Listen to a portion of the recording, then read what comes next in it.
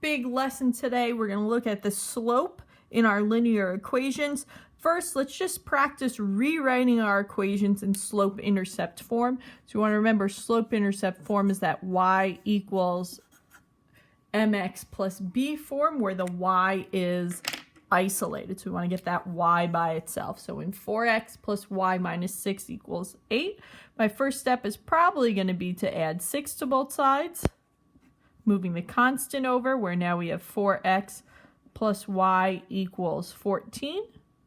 Then we'll subtract 4x. So we get y equals negative 4x plus 14. And now we are in slope-intercept form. On number 2, 3x equals 8 minus 2y. I think I'll subtract 8 from both sides. So we have 3x minus 8 equals negative 2y. Divide both sides by negative 2. So we're going to have y equals, that'll be negative 3 over 2x plus 4, and then we'll just rewrite in proper form. Y equals negative 3 over 2x plus 4. Okay, so let's take a second and go back to that slope-intercept form, that y equals mx plus b. And today our lesson is all about this m. It's all about the coefficient of x. Previously, we called that our rate of change we saw in a scenario. Today, we're going to give it the very special name of slope. And that m, that variable, is always representing our slope. So m is slope. When we talk about slope, we talk about it as the steepness of a line. We talk about it as rise over run, the change in y over the change in x. The beauty of slope-intercept form is that we can quickly identify the slope in the equation and the y-intercept. And today we're just going to focus on the slope. So if we look to the equations we just put in slope-intercept form, at a quick moment's glance, I can look at the equation y equals negative 4x plus 14, and I can identify that the slope of that line is negative 4 because it's in the slope spot. It's the coefficient of x. On y equals negative 3 over 2x plus 4, I can see the slope is negative 3 over 2, because that's in the m spot, the coefficient of x. There's 4 different types or categories of slope we can have with our lines. We always read from left to right. So we can have a line that as we see it increasing, we say it has a positive slope, right? It's increasing from left to right. A line that's decreasing from left to right, we say has a negative slope. A line with no increase, we say has a 0 slope, a horizontal line. And then our vertical line, we say has an undefined slope. Now I'm going to tell you guys a story about how I remember these. When we talk about slope, we talk about the steepness of a line. We read our line from left to right. This is an example of what we call the parent graph. The line y equals x, so the coefficient of x is 1, our slope is 1. That means as the line goes on, the y's increase at the same rate as the x. As the y's go up by 1, the x's go up by 1. We can have a steeper line, like here, which would be the equation y equals 2x, which tells us as the y's go up by 2, the x's go up by 1. So the y's are increasing faster. Here, faster yet, that would be the equation y equals 3x. As our y's go up by 3, our x's go up by 1. We can have a less steep increase in our line. Some people might think, oh, that's going to be a negative coefficient because it's smaller than the y equals x. It's actually still a positive slope. It's still increasing, but at a lesser rate. So it's actually a fractional coefficient. This would be the line y equals 1/2 x. That's telling us as the y's increase by 1, our x's are increasing by 2. So the x's are increasing faster. Here, the line y equals 1/3 x. As our y's increase by 1, our x's increase by 3. So it's a shallower line. We can also have lines with a negative slope. So we see it going down. As you read from left to right, it's going down. That would be the line y equals negative x as our y's go down by 1. our x's go up by 1. So we're getting that negative. Here, an even sort of a steeper negative line, so that might be the line y equals negative 2x.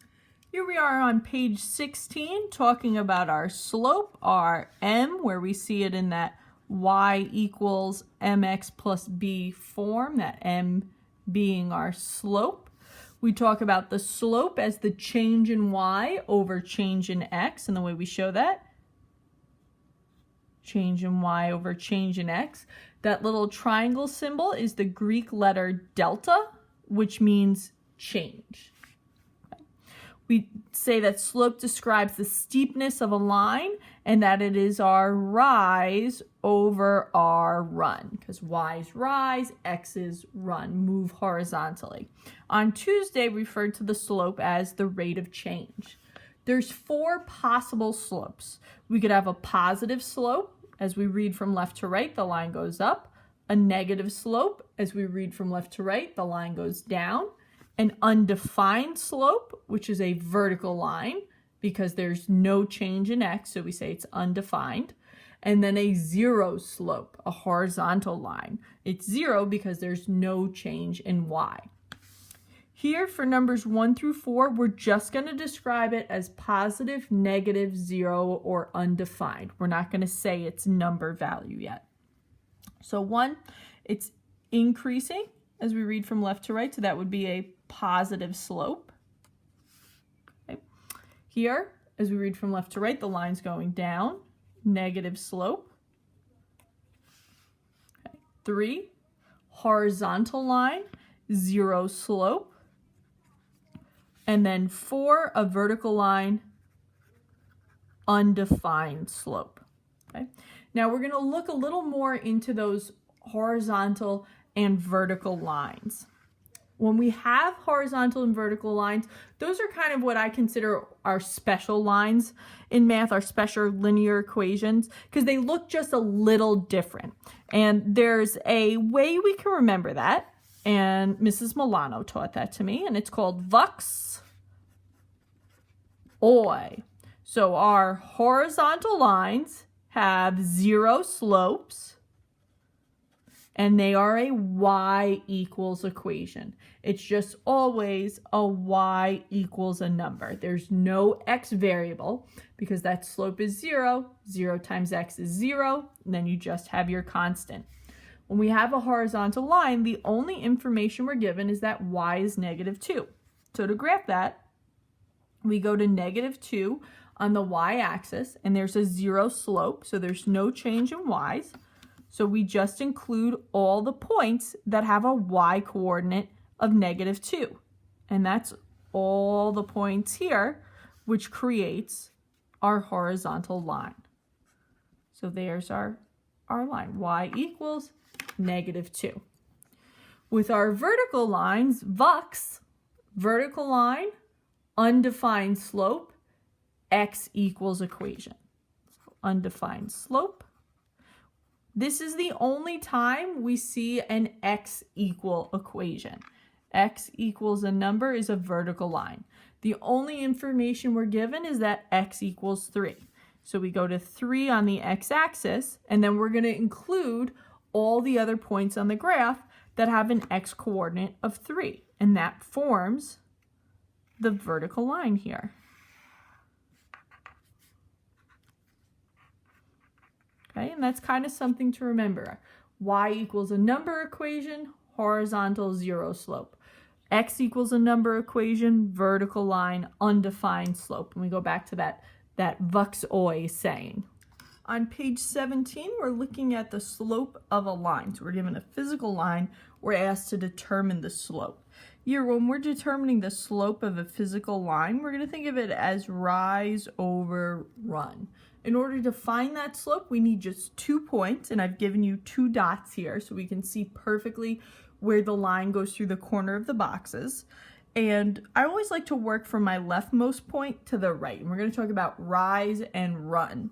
So as we go up, we say that's a positive y. If we go down, we say that's a negative y. And then with our x's, going to the right would be considered a positive change in x. Going to the left would be considered a negative change in x, right? Just as like we move across that number line.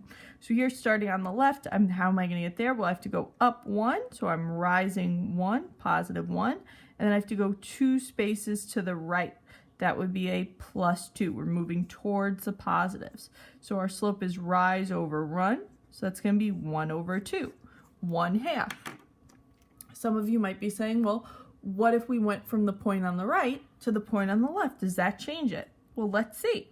So now I have to go down 1, so that means my rise is -1, -1, and to the left 2 spaces. Going to the left, we're going towards negative, so that would be -2, making our slope -1 over -2, which is still 1/2. Okay. Let's try it again here on B. Still, I'm going to work from the leftmost point. So I see I have to go down 1, 2. So that means my rise is -2, and then my run, I have to go to the right 2. So +2. So we're moving towards the right, positive.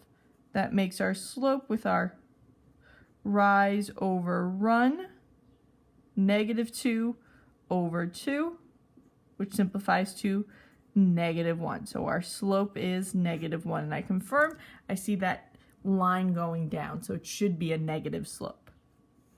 In the box here, we're talking about how do we find the slope of a line that passes through 2 points. So we're given 2 coordinates, not given a picture or a graph, and there's 2 methods we can use. Method 1 is using the formula change in y over change in x, and when we might write that, we might write it using this Greek symbol delta. That means change, okay? And you do y2 minus y1 over x2 minus x1. Now this is more of what I would call an 8th grade method, okay? And it works beautifully. There's also the table method, which I would say works a little bit better for us in 7th grade as we're getting acquainted, because it makes sense with the table. We're just looking for how do the y's change, how do the x's change, and we're going to write it as that change in y over change in x. I think that becomes a little more intuitive for us. Okay. Either way, we'll take a look at how we do it. So let's work with, let's do method 1 first. With our equation, so we've got our change in y over change in x. It's going to be our y2 minus y1 over x2 minus x1. And we have to pick which of these points is going to be x1, y1, and which is going to be x2, y2. And it really doesn't matter. I'll say this is going to be x1, y1.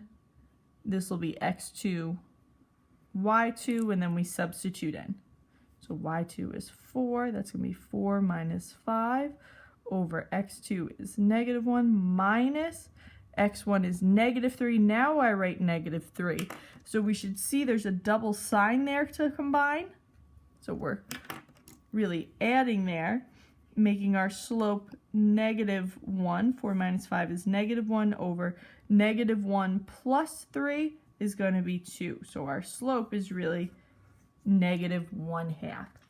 Now let's see what that looks like doing method 2, our table method.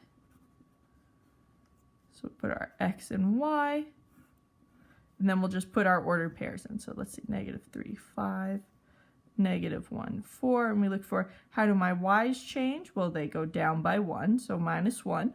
How do the x's change? -3 to -1, it goes up by 2, so +2. Our slope is change in y over change in x, so -1 over 2. So we get the same answer there. Both ways work. I'm going to model mostly the table method. On number 7, we're given 2 points to find the slope, and we've got a coordinate plane, might as well use it. So A is 1, 2, B is 3, 6, and then we can use our rise over 1. So we have to go up 1, 2, 3, 4. So our rise is +4, and our run, 2 to the right, +2. So our slope, rise over run, it's going to be +4 over +2, which is 2. And if we want, we can just confirm using our table method as well. All right, so put in our points, 1, 2, 3, 6. Y's go up by 4. X's go up by 2. So our slope, change in y over change in x, 4 over 2 is 2. Okay, so you guys are going to continue on to pages 18 and 19, and we'll be submitting those for your classwork today. And our math jokes for mathy folks today. Why did 7 eat 9? Because you're supposed to eat 3 square meals a day. Get it? 3 square, 9. Have a great day.